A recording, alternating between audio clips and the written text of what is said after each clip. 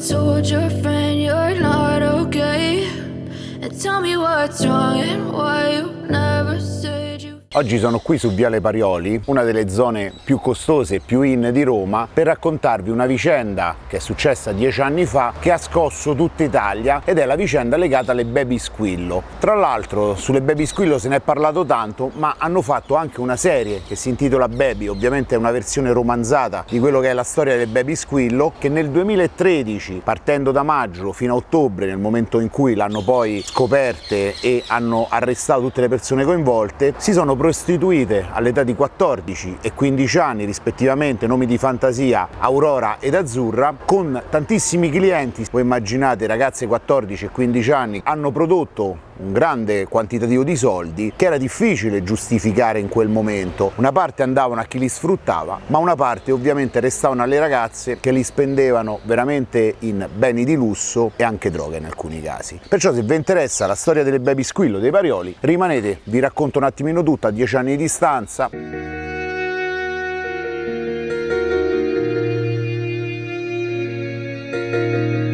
Cosa c'entrano i Parioli e perché sono state soprannominate le Baby Squillo dei Parioli? In pratica la ragazza, Aurora, la più grande, aveva deciso di voler fare dei soldi per conto suo, per essere indipendente, per poterli spendere, per andarci in vacanza e tutta una serie di cose. La sua prima idea fu quella di scrivere su internet come fare soldi subito, che lei aveva specificato: sono giovane, sono formosa e tutto quanto. Gli rispose una persona che lavorava nell'esercito, tale Nunzio Pizzacalla, il quale gli offrì a distanza una sorta di aiuto, supporto per trovare clienti, per guadagnare questi soldi. Lei capì semplicemente che aveva questa opportunità di prostituirsi a una giovane età, perciò attrarre clienti che cercavano la famosa carne fresca, come la chiamavano anche nelle intercettazioni telefoniche. Da quel momento lei ebbe un rapporto virtuale. Dopo questa esperienza con Nunzio Pizzacalla, durata pochissimo, la ragazza decise di fare da sola, cioè mettendo gli annunci, mettendoli su bacheca, perciò in maniera molto semplice scriveva ragazza giovane, Lolita, tutto quello che poteva attirare, ma in particolare il fatto che lei era disponibile quando non c'erano i genitori,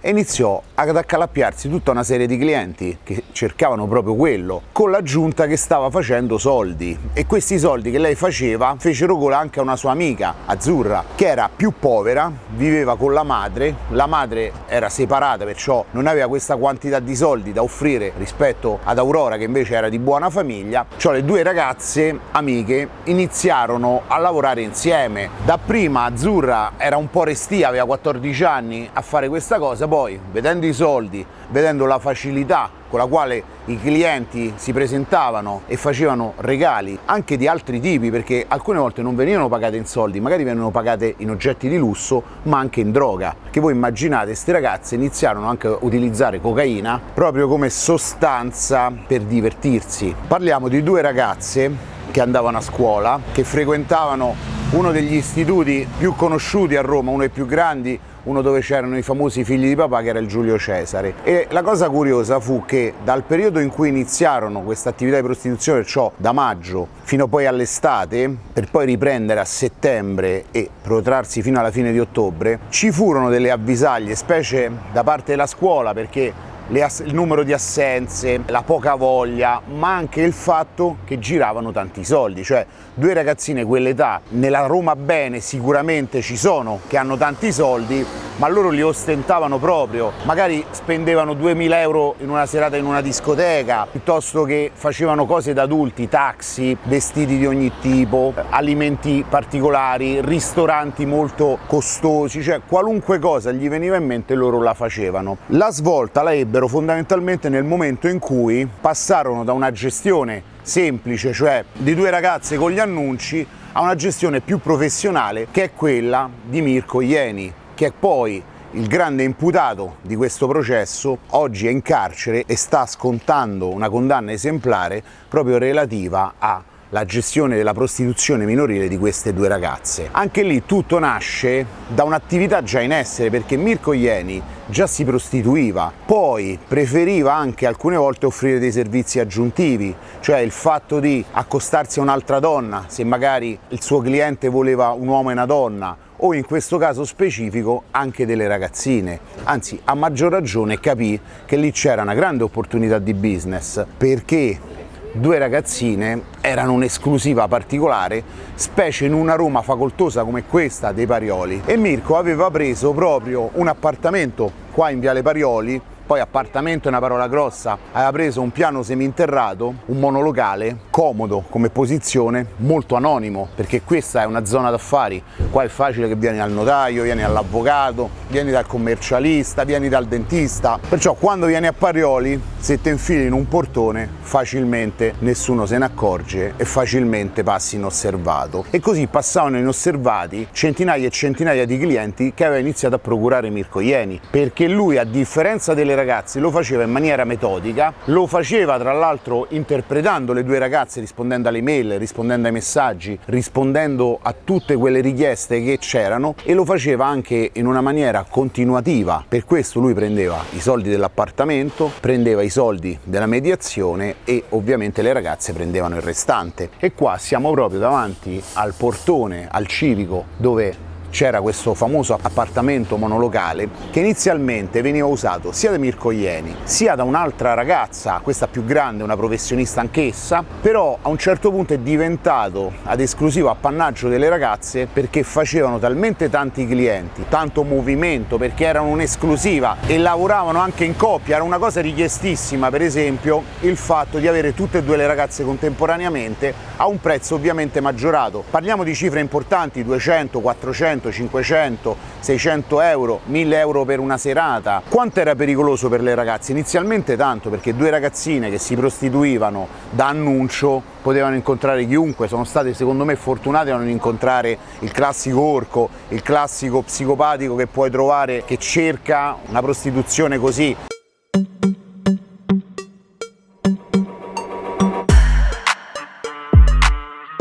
La scuola, sia nell'istituzione sia nella particolarità dell'istituto dove le ragazze venivano, che è il liceo classico Giulio Cesare, perché questa è una scuola che si trova in un quartiere bene di Roma ed è una scuola frequentata da molti rampolli della Roma bene, e dove c'è anche una sorta di classismo, perché se tu sei facente parte di un gruppo specifico, magari le ragazze erano più emarginate rispetto a quel gruppo o a quell'altro gruppo, e questa loro emarginazione le ha portate anche a stare separate da sole e anche a pensare di rendersi protagoniste della vita in un modo differente, che è quello poi della prostituzione. Tra l'altro colpisce il fatto che la maggior parte, se non tutti, i compagni di scuola, se non le persone collegate a loro, non sapessero niente di questa loro attività, nonostante sia accertato che alcuni genitori di alcuni ragazzini erano loro clienti. Perciò immaginate, andavi con una che era compagna di scuola di tuo figlio o di tua figlia in questo caso, però loro se la sono sempre giocata bene, hanno ostentato i soldi, ma l'hanno fatto senza mai dire che cosa facessero, perché la prostituzione, specie con gli uomini più grandi, in un ambiente del genere era un po' un'onta, e da questo punto di vista sono state molto brave, anche se poi il lasso di tempo era molto ridotto, perché da fine maggio a fine ottobre l'attività vera e propria c'è stata da settembre a ottobre, quella veramente metodica, incentrata e tutto quanto. Quella precedente è stata, non dico un'attività sporadica, però un'attività più legata al mi servono un tot di soldi, li faccio e per un tot di tempo sto fermo. Dopo invece con lo sfruttamento vero e proprio sono usciti fuori talmente tanti clienti, talmente tanto movimento, che ha creato questa attenzione poi nei confronti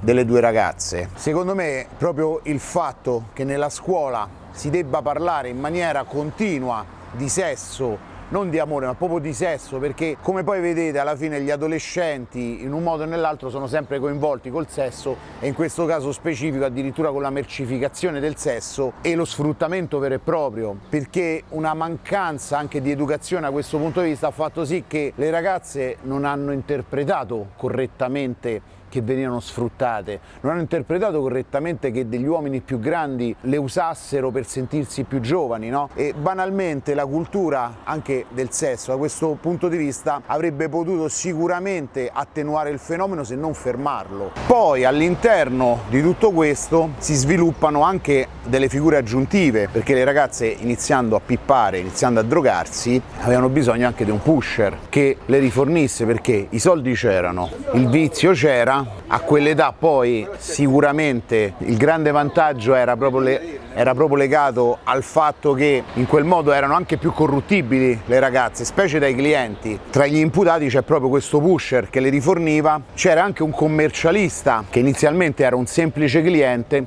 dopo era diventato molto più morboso, infatti non a caso è stato condannato anche lui, cioè lui aveva già il vizio di avere a che fare con le ragazzine, ma avendo trovato due ragazzine così disponibili è andato proprio a nozze. A un certo punto è arrivato addirittura a ricattare la più grande, Aurora, perché probabilmente o non voleva pagare o voleva delle prestazioni particolari o voleva dei soldi. Fatto sta che questo ricatto ha fatto sì che la mamma di Aurora iniziò a scoprire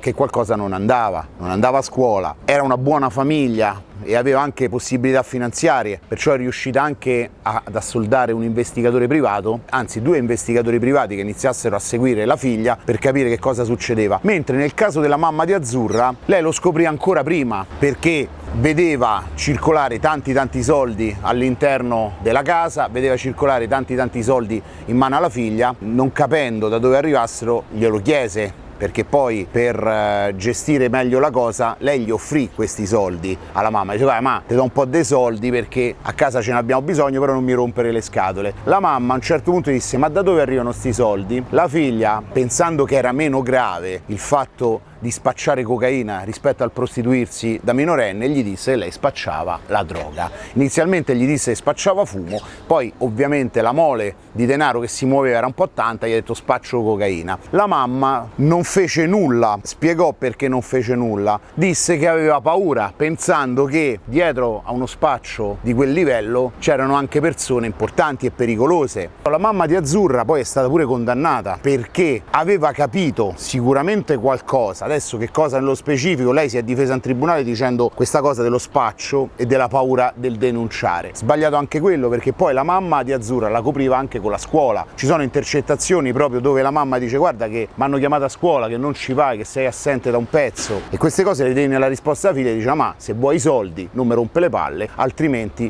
non arrivano più soldi perché io sono stanca. Dalle intercettazioni sembra che avesse capito, però dirlo adesso è abbastanza difficile. Mentre la mamma di Aurora al contrario aveva capito le assenze a scuola, aveva capito dei soldi aggiuntivi rispetto a quelli che già avevano in casa ed era molto preoccupata. Con la presa in carico da parte dei 2 investigatori ci volle pochissimo tempo per capire che qualcosa non andava. Dal momento in cui aveva le prove degli investigatori, allertò i carabinieri. I carabinieri fecero le loro indagini e arrivarono fondamentalmente a capire che qualcosa di grosso si stava muovendo, perché c'era un via vai di persone enorme in questo appartamento, non era giustificabile il tenore di soldi, il tenore di movimento e tutte le varie cose che in quel periodo succedevano alle 2 ragazze. Gli inquirenti a quel punto iniziarono a tenere sott'occhio tutto il movimento e iniziarono a individuare anche i clienti, perché cosa successe? Che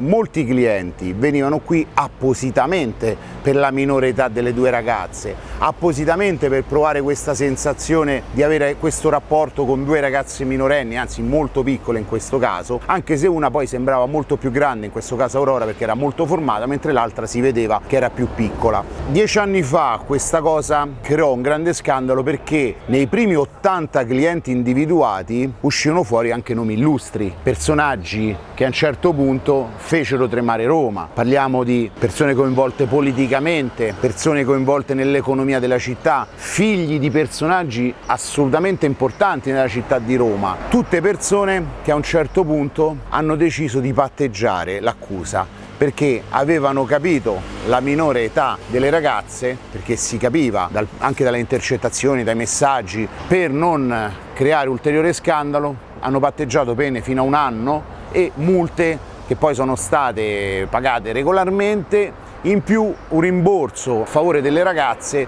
che spesso e volentieri era anche abbastanza ridicolo. Qualcuno offrì dei libri, qualcuno offrì delle piccole cifre, ma le ragazze erano poi le reali vittime di tutto questo. Il problema grosso qual è stato? Che da vittime a colpevole, cioè nel senso che a un certo punto la morale pubblica è passata dal erano 2 ragazzine, poverine, le hanno sfruttate, a l'hanno voluto loro, se lo so cercato, le vacanze eccetera, e questo è sempre sbagliato perché è proprio la tutela del minore in questo caso, perché loro non sono né le prime né le ultime ragazzine 14-15 anni che fanno questo. Ancora oggi, a 10 anni di distanza, perché sono passati tutti questi anni, c'è questo fenomeno sicuramente meno evidente perché qualcuno ha imparato la lezione, tutta la gente che è stata condannata, compresa la mamma, compresi gli sfruttatori, compresi i ricattatori, compresi i clienti quelli più assidui e più molesti, tra cui ovviamente quello che l'ha pure ricattate. Oggi tutti se ne guardano bene, perciò un annuncio con Lolite si offrono minorenni eccetera eccetera verrebbe subito bloccato. Ci sono dei codici diversi per trovare ragazze minori disposte, ci sono dei codici che potete trovare sui social, magari una ragazza ha un Instagram, scrive semplicemente love, disponibile eccetera eccetera, tu la vedi che è giovane d'età, tu la vedi che sta sempre spogliata, ti viene voglia, gli mandi un messaggio e 2 o 3 messaggi in codice sui social, capisci se è disponibile o cerchi di corromperla. Perché ricordatevi sempre che se magari una ragazza in quel momento non ci ha mai pensato e vede una cifra importante che può fargli cambiare idea, succede il caso Baby Squillo. E la serie in questo caso è molto romanzata, anche se si ispira proprio ai fatti di cronaca che ci sono stati. Le 2 ragazze protagoniste, una bionda, atletica, di buona famiglia, l'altra invece un pochettino più scura, con i capelli a caschetto, più disposta magari ad avere soldi, con la situazione familiare molto più difficile, rende molto l'idea di quello che era in quel momento. Io riporto sempre queste storie perché la memoria storica è importante. A 10 anni di distanza è uscita fuori anche l'identità di una delle 2 ragazze, oggi si chiama Marianna, ha prestato il suo volto in TV, nelle trasmissioni, ha raccontato e secondo me ha fatto bene, al di là di una notorietà che possa aiutare la ragazza, no? Perché lei oggi lavora come scaffalista in un supermercato, la vedete, è una bella ragazza anche oggi, ovviamente quando era ragazzina ha vissuto questo, ha avuto queste centinaia di rapporti con questi clienti facoltosi e non, ha avuto anche minacce, ha avuto a che fare anche magari con la droga, ha avuto a che fare con situazioni poco piacevoli, però raccontarle, ricordarle è sempre attuale in questo momento, specie perché, come vi ho detto, non crediate che oggi questi fenomeni non ci sono più, anzi sono moltiplicati, partendo da quei social che permettono di esibirsi anche a pagamento, no? Le ragazze, anche minorenni, barano sull'età, barano su quello che offrono e via dicendo per stare tranquille, ma poi guadagnano e quando gli arriva una proposta sicuramente quella proposta la accettano o possono accettarla perché in quel momento l'idea di soldi ma anche l'attenzione che gli possono offrire uomini adulti. Molte di queste ragazze magari cedono semplicemente davanti ad attenzioni tipo ti porto in macchina, ti porto al mare, ti porto in albergo, ti porto in vacanza, che poi è la motivazione che fece partire proprio il progetto di Aurora, la vacanza Ponza, il fatto di voler arrivare a qualcosa già a quell'età quando poi non te lo puoi realmente permettere. Allora si cercano tutte le strade e tutte le scorciatoie. Quando si parla di prostituzione non si parla di un reato, perché in Italia non è proibito prostituirsi, cioè non è illegale, anche se non è una cosa legale. Ti puoi prostituire e non commetti reato, probabilmente prendendo i soldi commetti un reato di frode fiscale perché questi soldi non li puoi giustificare, ma il reato vero e proprio è lo sfruttamento della prostituzione ed è quello per il quale sono state condannate tutte le persone che gravitavano intorno a queste ragazze, in un modo o nell'altro. Poi c'era pure cessione di sostanze stupefacenti, sfruttamento indiretto come in alcuni casi, ricatto e via dicendo. Le ragazze, oltre che essere incolpevoli, perché minorenni in quel caso, e comunque vendevano il loro corpo, non è che vendevano il corpo altrui, sono state fondamentalmente colpevolizzate secondo me troppo. Pensare che le 2 ragazzine fossero colpevoli perché avide di soldi è un grosso errore, perché a quell'età chiunque ha voglia di soldi, chiunque ha voglia di diventare protagonista di qualcosa. Adesso quello che vorrei capire da parte vostra è che cosa ne pensate di questa vicenda, anche se sono passati tanti anni, se la conoscevate o se ve l'ho fatta conoscere io, se la conosciate solo attraverso la serie, perché poi alla fine secondo me la serie ha distorto molto la problematica. Nella serie stessa, secondo me, si vede troppo ragazze che sembrano più grandi della loro età che fanno certe cose in maniera anche abbastanza cosciente. Si vede uno sfruttamento relativo, poi si vedono anche dei protagonisti maschili chiamiamoli quasi normali, perciò la mistificazione dal punto di vista della serie secondo me è sbagliata. È più corretto un documentario, e ce n'è anche uno su Discovery, che racconta un po' di più i fatti, un po' di più le condanne, un po' di più quello che realmente è successo, visto con gli occhi di chi l'ha vissuto, visto con le persone coinvolte. Sicuramente non vedi una cosa da emulare, anzi vedi una situazione abbastanza problematica, e proprio per evitare che oggi